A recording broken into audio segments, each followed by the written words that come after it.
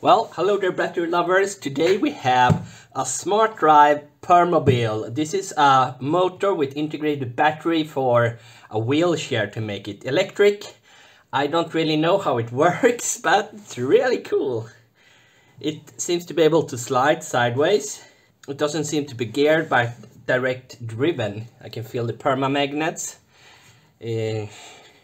Smartdrive 2019. He bought this one used, and it has been unused for 2 years, so it won't take a charge. So he wanted us to open it up and see what we can do. We do not usually offer repair for these advanced things, since we cannot give warranty, since anyone that makes something like this will never sell you spare parts.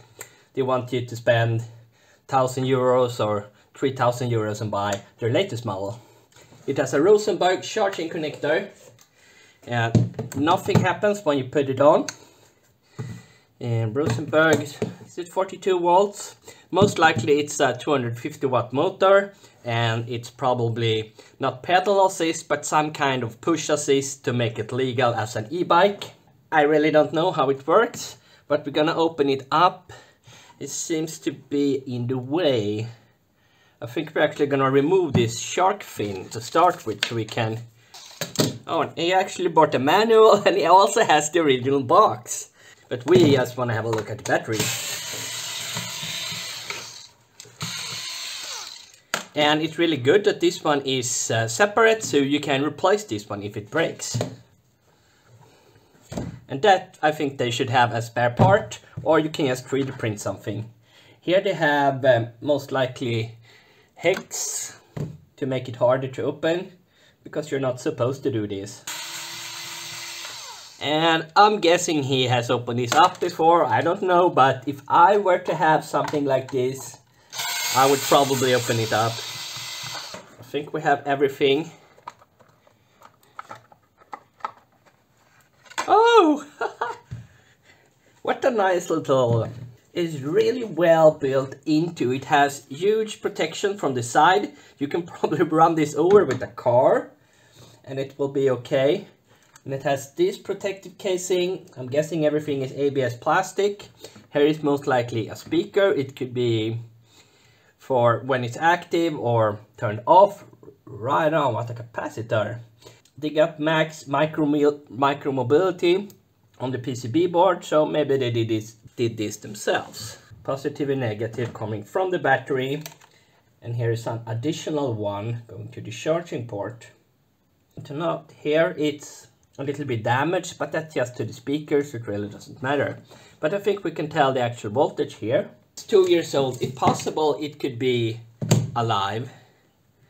But this one has smart functions, meaning this one most likely has a Bluetooth connection, so if you leave it on, the battery will be dead in less than a month. If it doesn't have auto shut off, but even then it could die. 9.3, that's not dead, but it's not enough to run anything. We're gonna have a look at the battery and see if it's cylindrical cells. I'm guessing polymer. I don't know how you can build such a small pack otherwise. And now we go to another size, because why not? And now we actually have torques. The ones you are supposed to be able to open are just easy, then they get harder and harder. Because replacing battery in this model, I'm sure they will offer that if they would have any support in Sweden. It actually looks to be fairly easy to replace. But this one seems to use different connector for almost everything. The on-off switch and positive and negative has what weirdos have the same connector. So you could put them, you could short circuit this if you're not careful. But that's why I do stuff on video, so I can look at the video if I forgot how it's supposed to be. There's also a positive marking over here. Now we can get to that screw. And we have a push pin, no silicone. And yeah, here are the motor connectors. Cool. So this one is actually the motor controller as well. Sometimes you can have the controller built in to the motor, Bion X, or partly built into the motor.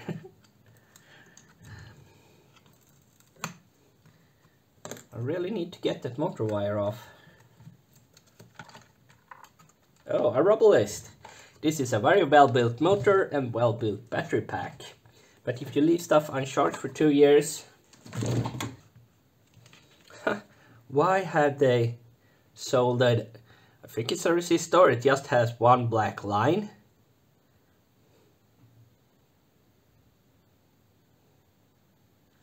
Cool. Most of the electronics is on the other side. Yeah, I'm impressed by this. I haven't seen these kind of PCBs before. I don't know what that is. If it's a processor, or if it's a Bluetooth module. If you have a microscope, you can probably read on it.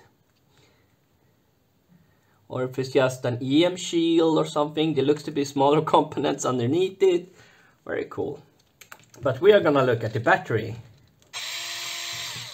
And from the size, I don't think they can fit more than 20 cells in here.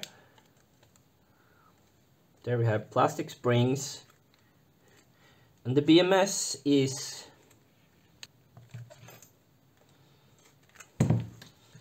disconnect.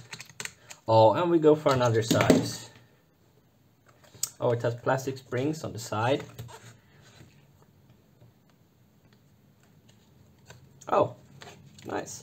And they have a plastic spring behind there. I actually have some special torques for Shimano steps and such like that. Extra long and extra small.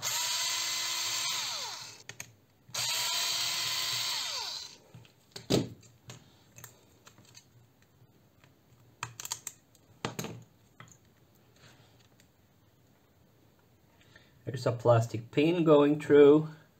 Oh, nice. Here's the electronics. This is what they spend most of their money on engineering. Pretty cool. Pretty cool. Now we have the last plastic pin.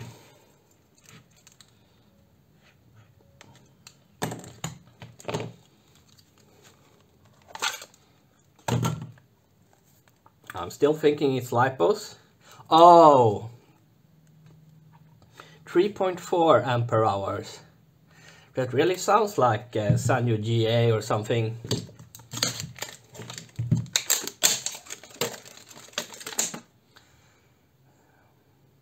LFP. No, it says LFP. 26650s. Okay.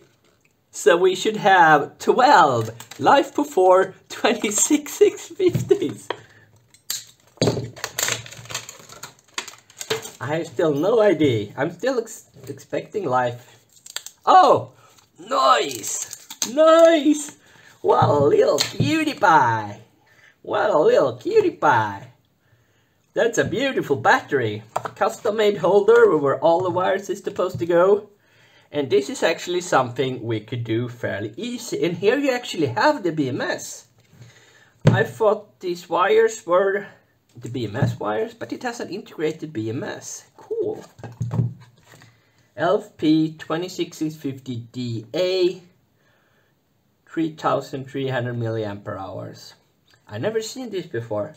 They're probably some generic OEM. Let's see if we can have a look at the BMS. Oh, it must be me who pulled a lot on the wire. It's not really thick nickel, but it's, I'm guessing it's pure nickel. It's hard to tell, but it's a little shinier than steel plated one. And I don't like how they soldered on the spot welding. That's not really professional. You should definitely solder over here where you cannot add any heat. You can also see on the cell, like when you spill gas on the ground and it makes like all the colors of the rainbow. It looks a little like that. So the metal on the cells are definitely damaged. But the ones who made this motor and everything else did not make the battery pack that is always made by a secondary, most likely Chinese factory. that did not understand that you should shoulder over here. Yeah, but still, very interesting battery. I will give him an offer. I will do this personally with no warranty. I think this kind of motor will go for 2,000, 3,000 up to 5,000 euros. So I can do this for maybe 300, 400 or 500. It's not expensive, but it's extremely time consuming. And if we're ever to accept this again, he would have to take out the battery pack and bring that to us and screw everything back together. But it's doable, and I'm guessing you could buy the battery pack online, but it should cost above 500 euros because they are not selling this cheap. Even though the cells, I don't think the cells on the BMS will cost more than $30, $40. At least not for us, but and you can get a big discount in China. Very cool, very interesting. This is what I want to put on the channel. I won't show you how I repair it because I think it's fairly easy. You just replace the cells and hope that it works because you do not have spare parts. Here's a communication port with the BMS. So you cannot change the BMS, and I have no idea what it does. Here is an empty port. Really cool, really cool.